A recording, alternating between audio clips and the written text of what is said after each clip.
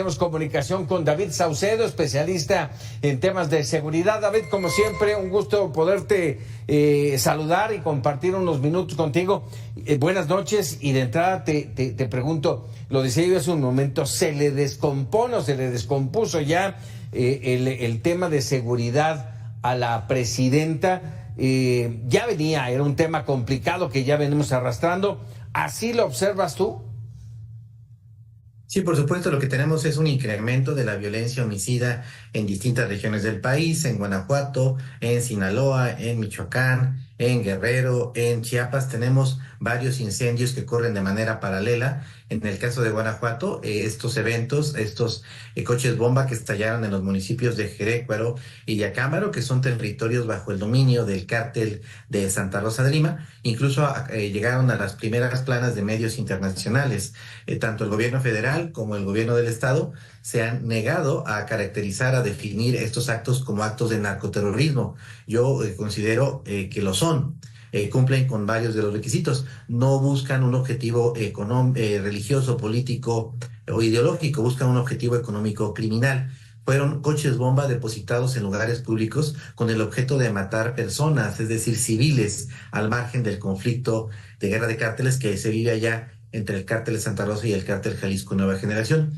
Se difundió ampliamente en redes sociales, buscan provocar el terror e inducir a las autoridades a tomar ciertas decisiones en materia de seguridad. Lo cierto es que esta narrativa que han tratado de construir tanto la presidenta Claudia Sheinbaum como la gobernadora, más bien es una estrategia de mercadotecnia política. Ellas tratan de combatir la inseguridad con selfies, con comunicados, y los cárteles responden con masacres y coches bomba. Es decir, la narrativa del narco, por lo que acabo de comentar, está superando ampliamente la estrategia, si se le puede llamar tal, que ha desplegado el gobierno estatal y federal allá en Guanajuato. Oye, hablas ahora de Guanajuato y de los coches bomba, pero no podemos, y por eso lo menciono, porque mencionaste el tema terrorismo. El ataque al periódico El Debate allá en Sinaloa, los enfrentamientos en todos lados, en todas las entidades que tú mencionaste y otras más, en medio de la población. Ya no hay aquel distingo, es que se están atacando entre ellos, no, ya lo hacen en medio con la sociedad ahí, vamos, sin ninguna defensa. Y la violencia de los homicidios, bástese decir la del alcalde de Chilpancingo, una situación complicada. En efecto, son las dos vertientes más peligrosas que habrá que enfrentar en este sexenio. Uno, la narcopolítica, es decir, la penetración del crimen organizado en los procesos electorales, en las estructuras de gobierno. Y dos, el narcoterrorismo, el ataque de los grupos del crimen organizado a la población civil, que no tiene nada que ver con actividades criminales. Creo que esos dos son las vertientes que nos hereda el sexenio pasado, a las cuales tendrá que hacer frente el actual gabinete de seguridad encabezado por Omar García Harfuch. A ver, esperaríamos, vamos, una luna de miel en lo que agarra el paso el nuevo gobierno. No lo hay. ¿Qué detona esto? Bueno, lo que parece que está ocurriendo es que el cambio de gobierno a nivel federal, en las gubernaturas, en donde hubo elecciones para gobernador, y en los municipios que son de interés para el narcotráfico, hubo una transición.